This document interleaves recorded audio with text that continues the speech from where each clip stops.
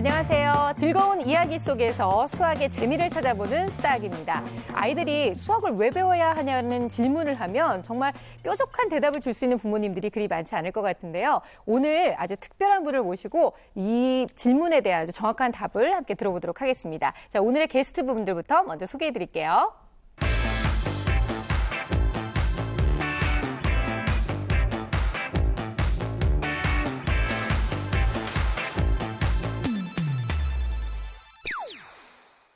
잘했어, 이시. 날마다 이렇게 풀어. 이야기까지 썼어. 시은이 실수가 뭐였어? 넌 지금 이렇게 해놓고 모두 어디 또 실수하잖아.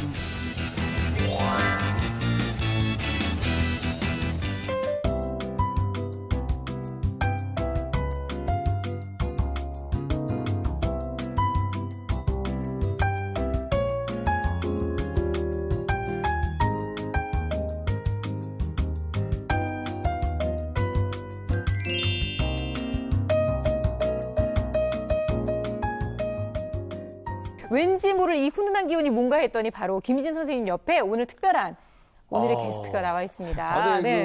저분은 누구신지 모르겠지만 네. 일단은 저랑 굉장히 많이 좀 닮으신 것 같아서 깜짝 놀랐고요. 그래서 애비 이게 무슨 말이에요? 큰일 날 소리를 하고 있어요 아니 지금. 그 똘망똘망한 이 눈빛이 이 발음도 안 되잖아요. 똘똘똘망 이게. 나도 말하면서 미안해가지고 뭔가 그 눈빛이 다릅니다. 그렇죠. 어떤 분이신지 너무 궁금해요. 그러니까요. 자기 소개 좀 한번 해주세요. 안녕하세요. 전 카이스트 수리과학과를 이제 4학년 다니고 있는 네. 김태현이라고 합니다. 그래요. 그럼 과학고등학교를 나온 거죠? 네, 과학고등학교를 조기 졸업했고요. 네. 와, 조기 졸업이요? 그 태연 씨 보니까 저 학교 다닐 때 모습이 딱 떠오르는 게 아주 기분이 좋네요. 나이 들어서 아니 근데 이렇게 참 됐지만. 민성훈 선생님은 저렇게 본인의 그 자기 자랑을 너무 아무렇지도 않게 저렇게 하시니까. 습관되면 괜찮아집니다. 그것도. 아, 그렇습니까? 아니, 근데 우리 태연 군은 그럼 어렸을 때부터 공부를 좀 잘했어요? 어렸을 때부터 잘한 사람은 없겠죠. 저도 이제 방황할 때도 있었는데 네. 이제 다시 마음 잡을 수 있는 계기가 있었고 그 계기를 통해서 지금 자리까지 온 것 같아요. 네. 정말 역시 공부를 잘하는 사람은 역시. 눈빛부터 살아있어요. 그리고 말투도 달라요. 딱 끊어서 약간 또 그죠? 절도가 있어요. 절도 있게 얘기하시네요. 저는 한 마리 학이 온 줄 알았네요. 학이. 수학 빼어난 학이 온 줄 알았네요. 빼어난 학, 수학이 왔어요. 수학이 오늘. 반갑습니다. 아, 그러니까요. 아니, 그나저나, 그런데, 예. 예, 김세식 선생님은 그러면은 안 오시는 건가요? 이거요? 그분이 누구시죠? 그건 아니고요. 사정상 잠시 자리를 비우셨는데 저는 굉장히 빈자리가 클 줄 알았거든요. 뭐 딱히 그렇지 않다는 것을 오늘 방송 보시면서 아마 선생님 느끼실 수 있지 않을까 싶어요. 자, 일단은 우리 김희준 선생님 요맘때쯤이면 아이들이 야외 활동을 굉장히 많이 하잖아요. 어우, 많이 하죠. 날 풀리기 전에 꽁꽁 한겨울에도 나가야 그런 아이들. 이러면서 네. 하는데 예, 날씨가 환산해주면 나가서 이렇게 체험 활동도 많이 하고 야외 학습도 많이 하고 선생님도 즐겁고 애들도 너무 즐거워합니다. 네. 또 뭔가 또 느낌을 받았습니다, 제가. 왜요? 자, 오늘의 또 파인드 매스 선생님의 얘기를 딱 종합해 봤을 때 네네. 약간 그 날씨 얘기도 나오고 그쵸. 밖에 돌아다니는 이런 얘기도 나왔거든요. 아, 눈치가 빨라졌어요, 아주. 그래서 오늘의 직업은 바로 기상캐스터. 우리 예쁜 또 우리 기상캐스터 분들 만날 수 있는 그런 네네. 시간이 준비가 된 거죠? 기상캐스터는 아닙니다. 아, 한 번 더 뭔가요? 기회를 드릴까요? 그러면은 모르면 말고요. 우산장수. 됐어요. 우산장수 아닌가요? 자, 오늘 파인드 매스에서 만나볼 직업은요, 바로 날씨에 대한 정보를 미리 예측하고 알려주는 기상예보관입니다. 과연 이 기상예보관이라는 직업 속에는 또 어떤 수학의 원리가 숨어 있는지 지금부터 파인드 매스를 통해서 알아볼게요.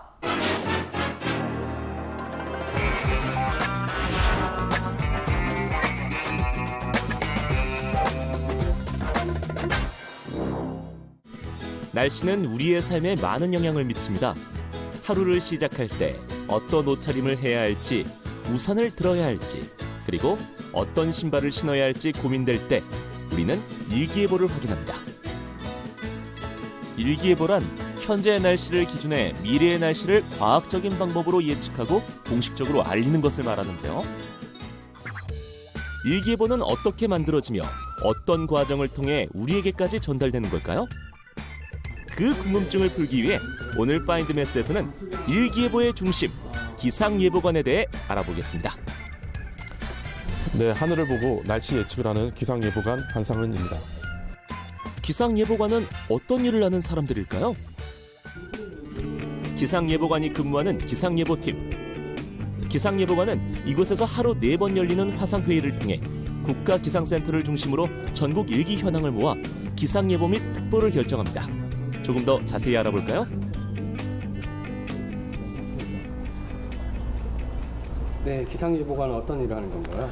네, 3차원 대기 공간을 미분, 적분 등 어려운 수학 과정을 통해서 풀이하고 과거 경험을 바탕으로 미래를 예측하는 업무를 담당하는 것이 기상예보관입니다.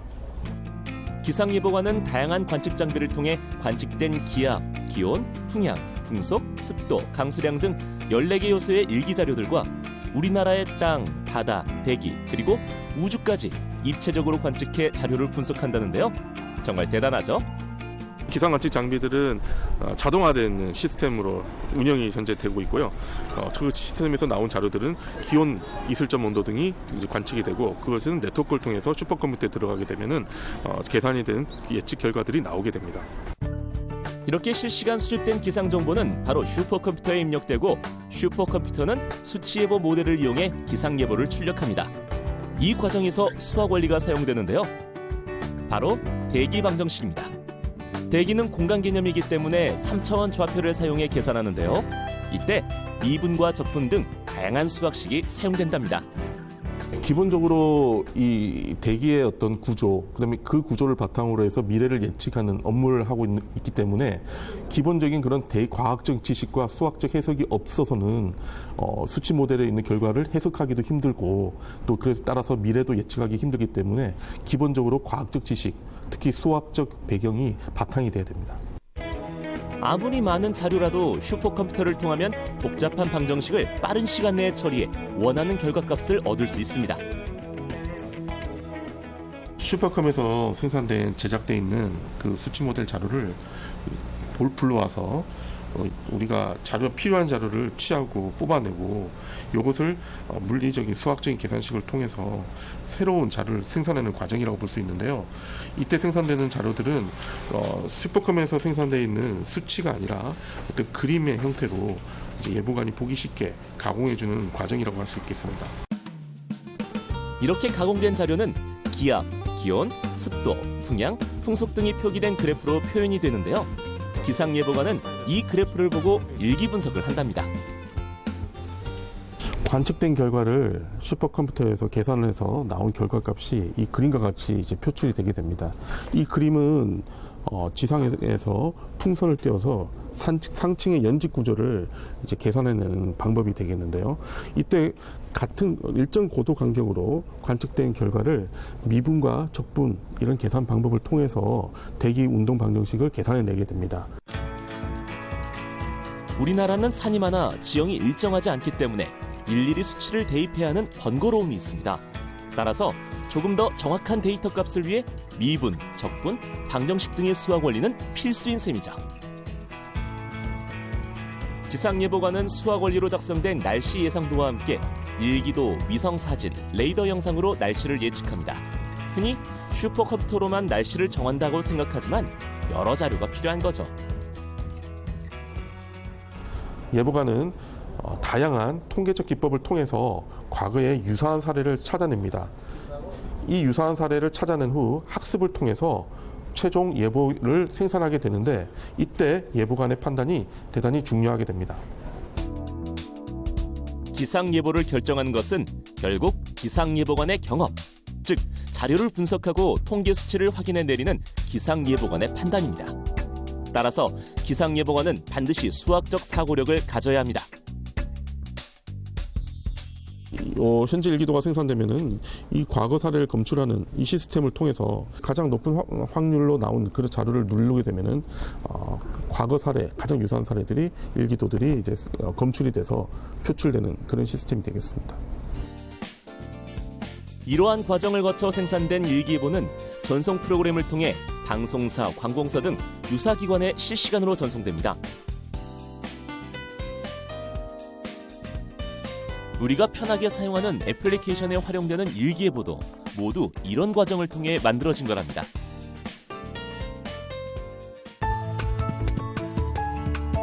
하늘의 흐름을 읽고 천기를 누설하는 직업 기상예보관. 우리 생활에 밀접하게 연관된 직업인 만큼 더 다양한 수학 원리들이 사용되고 있었습니다. 어렵다는 생각은 그만. 쉽고 재미있는 수학을 위해 직업 속의 수학 원리를 찾는 Find Math. 다음 주를 기대하세요.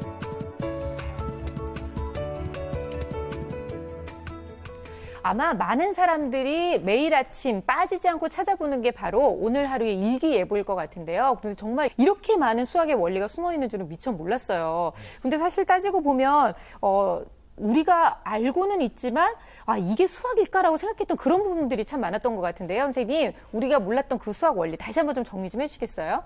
그렇죠. 기상예보 같은 경우는 사실 이렇게 공기의 흐름 그리고 대기의 변화가 가장 큰 핵심이거든요. 네. 이것을 수학적으로 수치화해서 날씨를 예측하는 거죠. 그래서 거기에 숨어있는 수학적 원리들은 무궁무진하게 많지만 주로 사용하는 것은 이제 대기의 순간 변화율과 이렇게 형태가 변화하면서 흐르는 것을 측정해야 되니까 미분하고 적분이 많이 사용되고요. 네. 또 여러 가지 정보를 수집해서 슈퍼컴퓨터가 그 새로운 사실 예측 정보를 내잖아요. 그때 이제 통계라든지 함수라든지 이런 것들이 많이 사용돼서 중요한 정보를 내주고 있죠. 그렇죠. 기상예보관은 그 입력하고 읽어주는 것만 하는 게 아니기 때문에 그걸 패턴화하고 예측을 해야 된단 말이죠. 네. 그러니까 김인 선생님이 말씀하신 것처럼 미분, 적분, 통계, 방정식 이런 것들이 많이 사용되고 네. 또한 그 기상예보관들은 전 세계 180여 개국끼리 그걸 공유하기 때문에 그 굉장히 중요한 수학적 관점이 있어야만 이거 할 수 있습니다.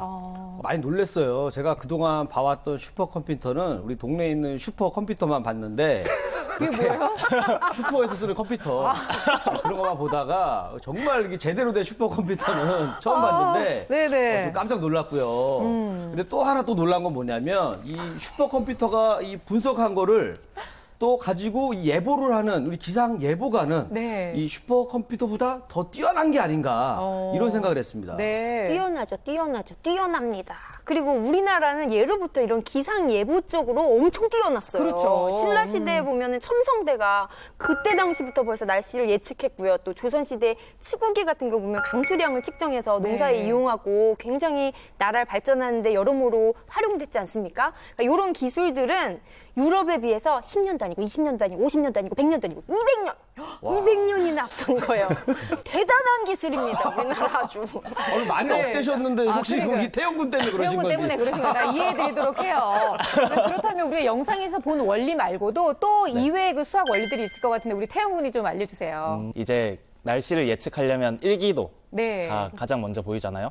그리고 그 일기도 속에는 등합선이 또 있고 네. 그리고 그 일기도랑 등합선을 만들기 위해서 슈퍼컴퓨터를 이용해서 또 어떤 프로그램을 활용해가지고 프로그래밍을 하는 과정이 있어요. 이런 모든 일련의 과정들이 네. 모두 수학적 원리를 사용했다고 보면 되는데 등합선은 기압이 같은 선들을 이제 잇는 그런 그림, 어떻게 보면 선이라고 보면 네. 되는데 그런 선을 만들 때 우리나라 같은 경우에는 산이 되게 많아요. 그래서 이제 다른 지역과는 다르게 일일이 다 측정을 해서 그것들을 종합해가지고 등합선을 쉽게 말하면 만들어야 되는데 그런 과정이 어떻게 보면 수학에서 수영도를 만드는 것과 비슷하다고 볼 수도 있고 네. 그리고 프로그래밍 할 때 뭐 방정식이나 행렬 같은 부분은 수학의 원리라고 단언컨대 말할 수 있죠. 네. 오늘 파인드매스에서 나왔던 그 원리를 좀 다시 한번 보면 미적분, 통계, 방정식 이제 이런 것들이 나왔는데요. 사실 날씨 예측뿐만 아니라 다른 곳에서도 우리가 많이 찾아볼 수 있잖아요. 네, 가장 중요하고 대표적인 게 경제학에서 경제 성장률을 예측하는 데 쓰이거든요. 네. 경제는 정말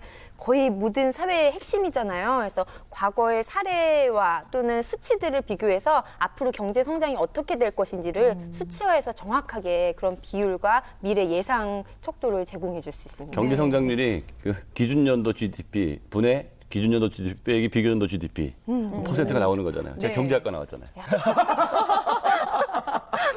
네. 그리고 경제에서 가장 중요하게 이제 어른들이 쉽게 떠올릴 수 있는 게 주식이잖아요. 주식이 어떻게 돌아가는지, 그렇죠. 주식에 뭘 얼마나 투자했는지 그런 것들이 이제 과거에 사람들이 어떻게 주식을 투자했고 어떻게 상승하고 있는지에 따라서 미래의 상승도나 하향도를 추측할 때도 이런 원리를 사용하고 있습니다. 말 네. 나온 김에 그 좋은 종목 하나만 추천해 주세요.